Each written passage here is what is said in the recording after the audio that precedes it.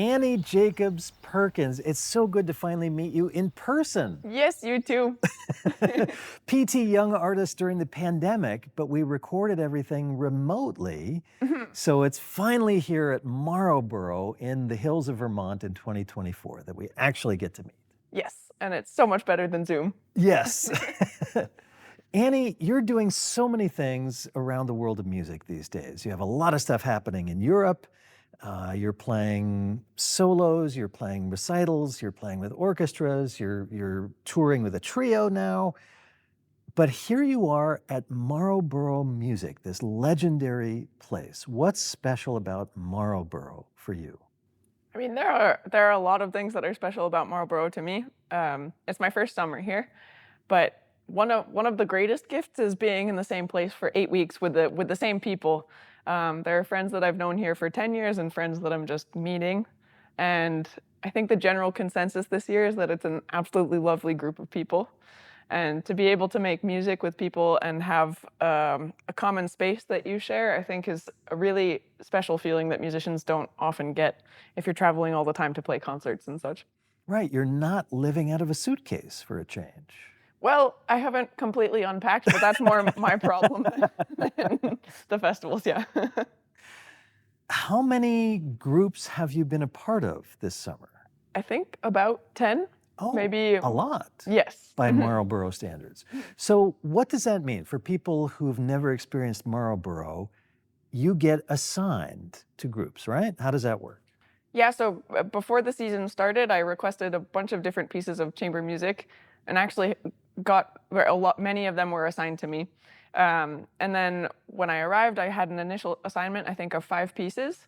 And then the first 3 weeks are just rehearsals. So we just rehearsed and worked, and that was really lovely. And then during the first week of concerts, we played Beethoven Opus 1 number 1 trio with Joseph Lynn and Filippo Carini, which was really nice. And so then that group was done and I got assigned some new pieces. And then in the next week, I performed the Schubert Octet and Schumann First Quartet. So then got a new set of pieces, and that's been happening all summer. So yeah, I've learned a lot of really standard chamber music repertoire, which is great because there's also the luxury of lots of rehearsal time here, which is not the norm. You just said the word time, and everybody at Marlboro talks about time, the luxury of time. And in fact, starting with not getting ready for concerts, but rehearsal itself. So 3 weeks before a single audience member shows up, you're just rehearsing.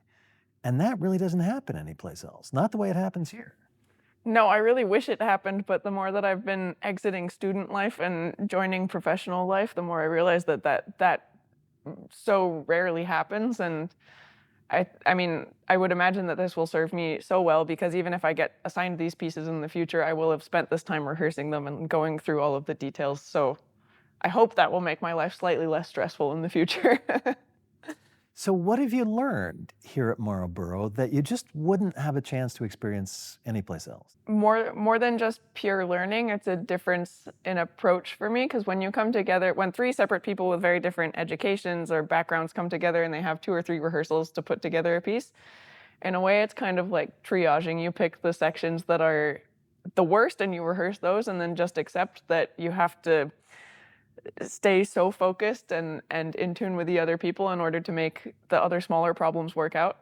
But here, instead of being worried and just making sure that things line up, you can make sure that you actually really have the same idea about the music and talk about what you think it is and come up with an arc or a storyline depending on what the piece is, and make sure that your general concepts overlap instead of making sure that timing overlaps, if that makes sense. That does make sense, yeah. You're not just making sure you're playing the right notes at the right time, but you're developing a concept together for shaping the whole piece, which you don't always have a chance to do. You just don't have enough time. But here you do. Yeah. So is that an idea or a vibe or an energy that you can take with you into the rest of your life? Yeah, I hope so. I mean, more and more I'm realizing that I want to be part of fixed chamber ensembles because I feel like well, I don't know a whole lot about it, but to me, it feels like that's the place where you can get that feeling the most. Because freelancing is just you're playing with different people every week, so it's hard to have that. But I think the more comfortable you are with your own part, the more that you can pay attention to what everyone else is doing. And so I think that I would say maybe that's the primary learning goal of Marlboro, is to be able to be invested in what other people are doing on stage instead of just what you're doing. That's interesting. So it's not just about the relationship you have with your cello, but the relationship you have with the people you're making the music with. Mhm. You know, this is something I'm reminded of things that you and I talked about when you were a PT young artist. You're a very DIY kind of person. You like to dive deep into certain things in your life. And it sounds like those musical relationships are one of those things too.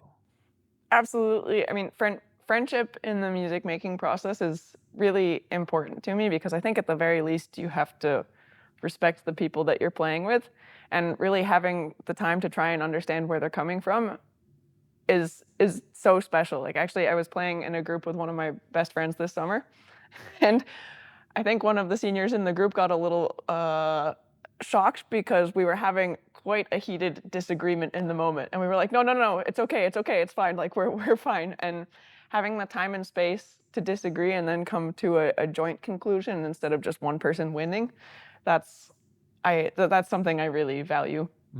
Consensus in the group, real agreement, musical agreement on a deeper level Mhm. than just here's the tempo at letter marking L. Mhm.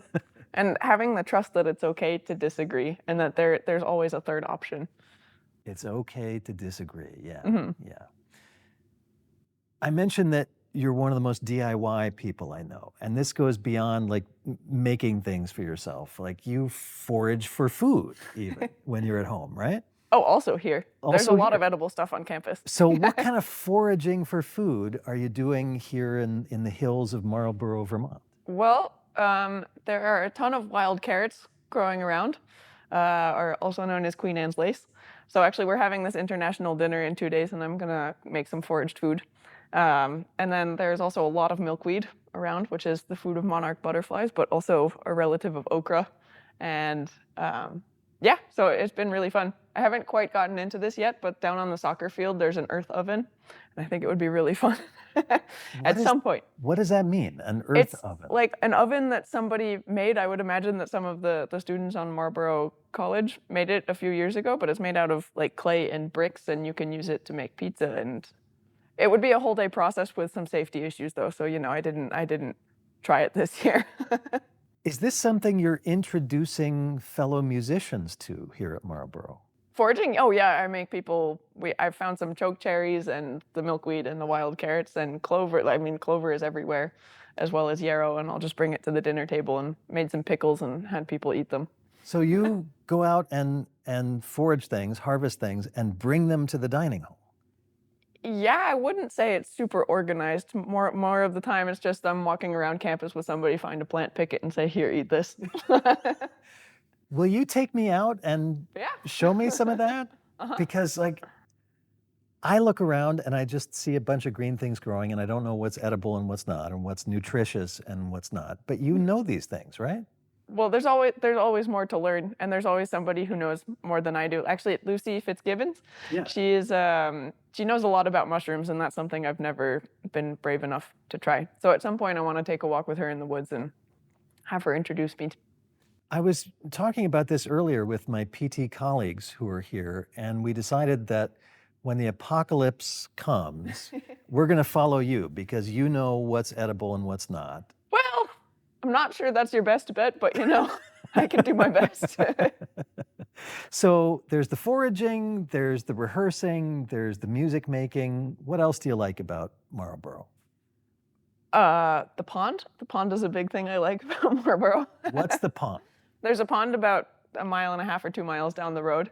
And I was a swimmer when I was a kid, and so it's been really nice to just have access to that.